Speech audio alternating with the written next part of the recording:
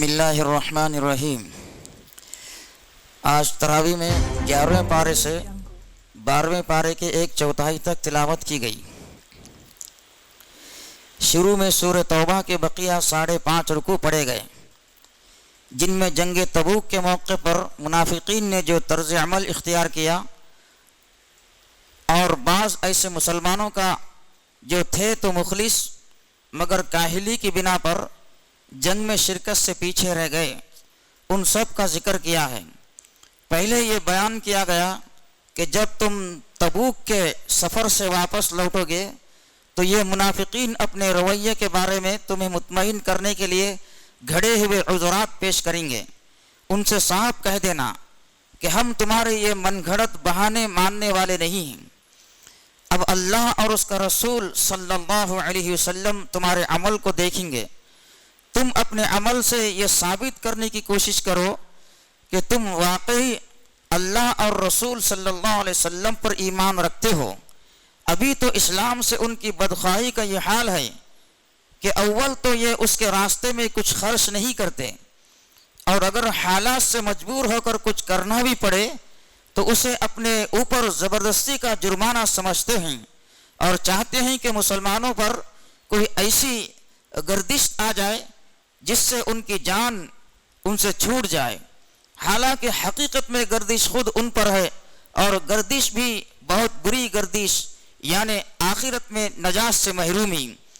کچھ دوسرے لوگ تھے جنہوں نے اپنے گناہ کا اعتراف کر لیا تھا، فرمایا ان کی نیکیاں اور برائیاں دونوں طرح کی کمائی ہے، ان پر امید ہے کہ اللہ ان پر اپنی رحمت فرمائے گا۔ اے نبی صلی اللہ علیہ وسلم، آپ ان سے صدقہ لے کر انہیں پاک بنا دیجئے اور ان کے لیے دعا کیجئے۔ آپ کی دعاؤں کے لیے تسکین کا سامان، آپ کی دعا ان کے لیے تسکین کا سامان بنے گی۔ اور ان سے یہ بھی کہیے، اب اللہ اور اس کا رسول صلی اللہ علیہ وسلم اور مومنین تمہارے طرز عمل کو دیکھیں گے، اور بہرحال تم ان قریب اللہ کے حضور پیش کیے جانے والے ہو۔ منافقوں میں وہ بھی ہیں جنہوں نے ایک مسجد بنائی ہے، اسلام کو نقصان پہنچانے، اہل ایمان میں پھوٹ ڈالنے اور ان لوگوں کے لیے ایک خفیہ اڈہ فراہم کرنے کے لیے جو اللہ اور رسول صلی اللہ علیہ وسلم سے پہلے جنگ کر چکے ہیں۔ آپ اس میں کبھی کھڑے نہ ہو، آپ پہ کھڑے ہونے کے لیے وہ مسجد سب سے زیادہ حقدار ہے جس کی بنیاد اول دن سے تقوی پر رکھی گئی ہے۔ نفاق پر بنائی ہوئی عمارت کی مثال ایسی ہے جیسے کسی سمندر میں نکلی ہوئی کگر پر عمارت بنائی ہو، وہ کسی وقت بھی اپنے رہنے والوں سمیت دوزخ میں گر جائے گی۔ بے شک اللہ نے اہل ایمان سے ان کے جان و مال جنت کے بدلے خرید لیے ہیں۔ وہ اللہ کی راہ میں جنگ کرتے ہیں، وہ مارتے بھی ہیں اور مارے بھی جاتے ہیں۔ جنت کا وعدہ اللہ کے ذمے ایک سچا وعدہ ہے، توریت میں بھی، انجیل میں بھی اور اب قرآن میں بھی۔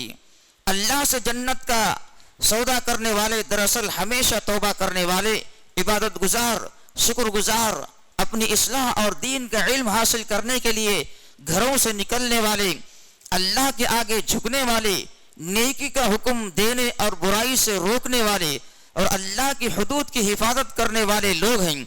یہی سچے مومن ہیں۔ ایسے مومنوں کو خوشخبری سنا دیجئے۔ سورہ ختم کرتے وقت مسلمانوں کو بعض اہم ہدایت دی گئیں۔ پہلی ہدایت یہ فرمائی کہ نبی صلی اللہ علیہ وسلم اور اہل ایمان کے لیے یہ جائز نہیں کہ وہ مشرکین کے لیے اللہ سے مغفرت کی دعا مانگے، چاہے وہ ان کے رشتہ دار ہی کیوں نہ ہو۔ اس ہدایت کا مطلب یہ ہے کہ مسلمانوں کو شرک کے ہر شائبے سے پاک کر کے صرف اللہ کے لیے جینے اور اللہ کے لیے مرنے کے مقصد پر قائم کر دیا جائے، اور حق کے سوا اور کسی طرح کی حمایت کا شائبہ بھی ان میں باقی نہ رہنے دیا جائے، کیونکہ صرف رشتہ داری اور تعلق کی بنا پر جو حمایت ہوتی ہے اس سے نفاق اور کفر کی راہیں کھلتی ہیں۔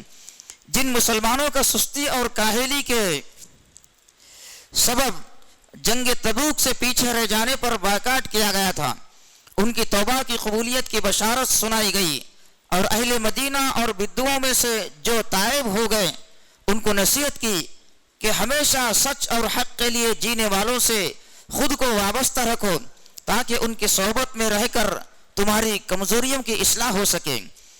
सूरह यूनुस में कुरैश की उस हालत पर अफसोस का इजहार किया कि अल्लाह ने उन्हीं में से एक शख्स पर यह किताब हिकमत उतारी। चाहिए तो यह था कि वो उसकी कदर करते और ईमान लाते। अल्लाह सरकश लोगों को ढील देता है। उसकी वजह यह है कि वो रहमत करने में जल्दी करता है लेकिन कहर करने में जल्दी नहीं करता। वो ऐसे लोगों को मौका देता है कि वो सरकशी में अच्छी तरह भटक लें, कोई हसरत बाकी न रह जाए और अल्लाह की हुज्जत तमाम हो जाए, वरना वो जब चाहे उनका किस्सा पाक कर दे। ये पिछली उम्मतों के अंजाम से सबक क्यों नहीं लेते?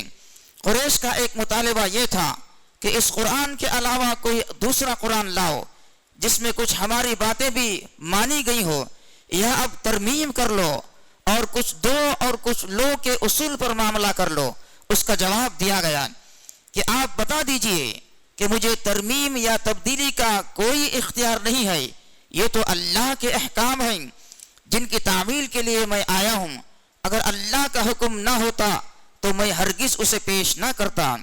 नबी सल्लल्लाहु अलैहि वसल्लम को तसल्ली दी कि जिनके अंदर सलाहियत है वो इस किताब पर ईमान ला रहे हैं, रहे वो लोग जो अंधे और बहरे बन चुके हैं, तो ये खुद अपने आमाल की बदौलत उस हाल को पहुंचे हैं।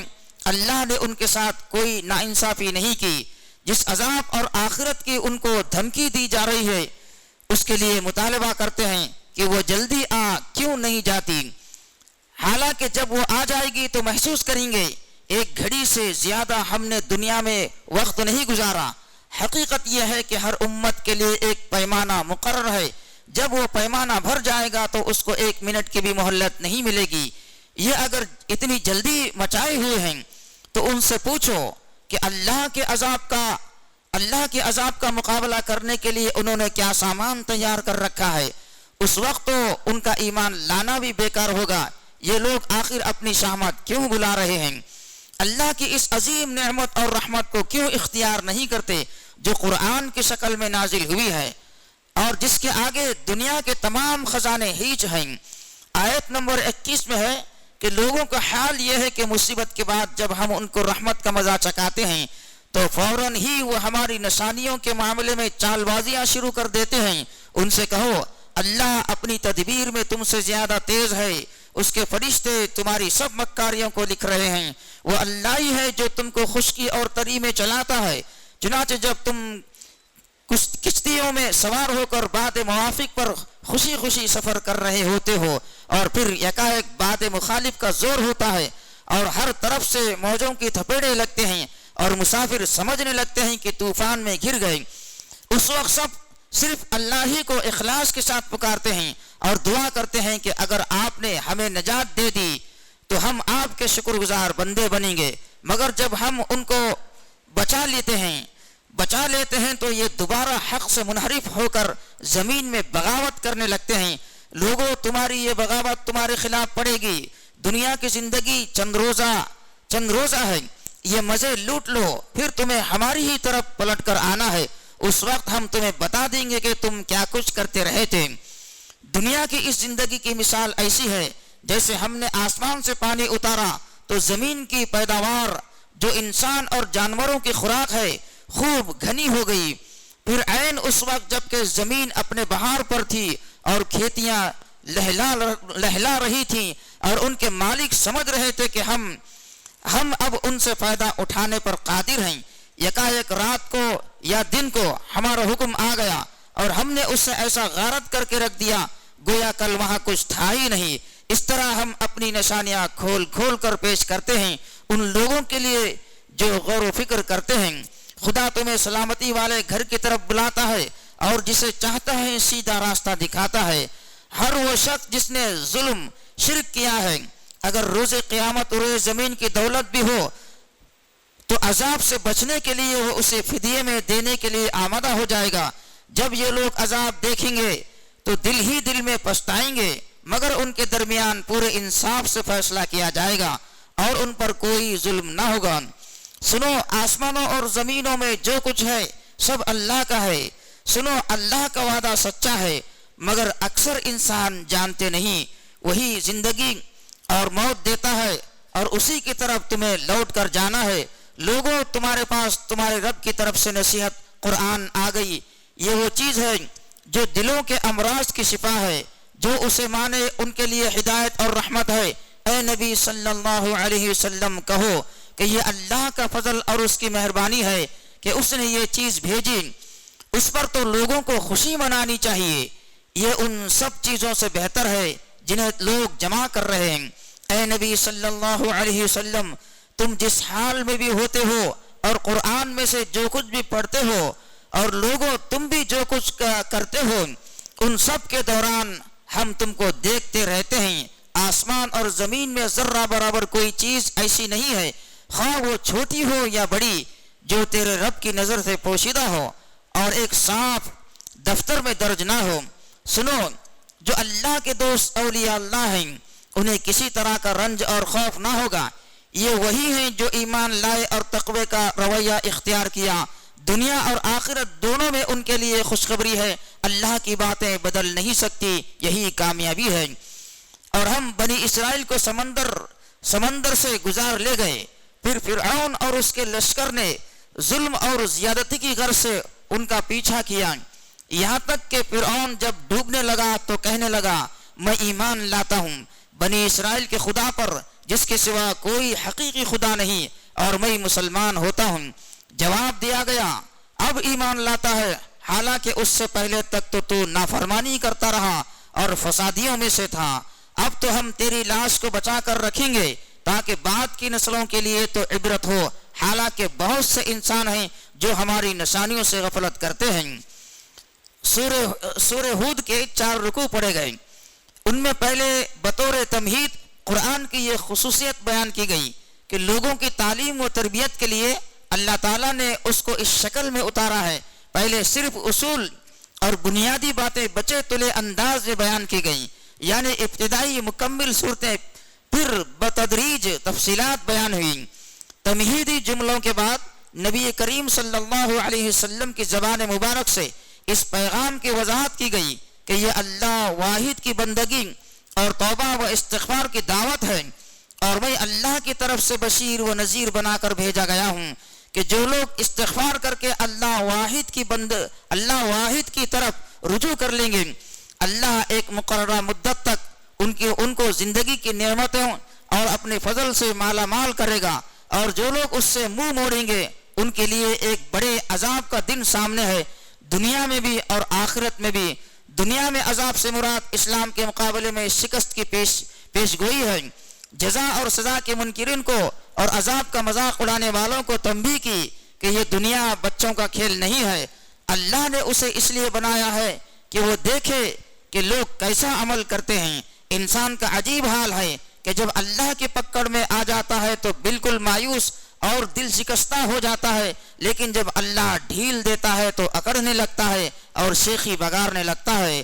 تھوڑے لوگ ہی ایسے نکلتے ہیں جو مصیبت میں صبر کی اور نعمت میں شکر کی روش اختیار کرتے ہیں. ایسے ہی لوگوں کے لیے اللہ کے ہاں مغفرت اور اجر عظیم ہے. بتایا گیا کہ ایمان کی توفیق صرف ان لوگوں کو ملے گی جن کی فطرت مسخ نہیں ہوئی. وہ قرآن کو اپنے دل کی آواز سمجھیں گے. رہے وہ لوگ جن کی فطرت کا نور بجھ گیا ہے تو وہ دوزخ کو دیکھ کر ہی قائل ہوں گے.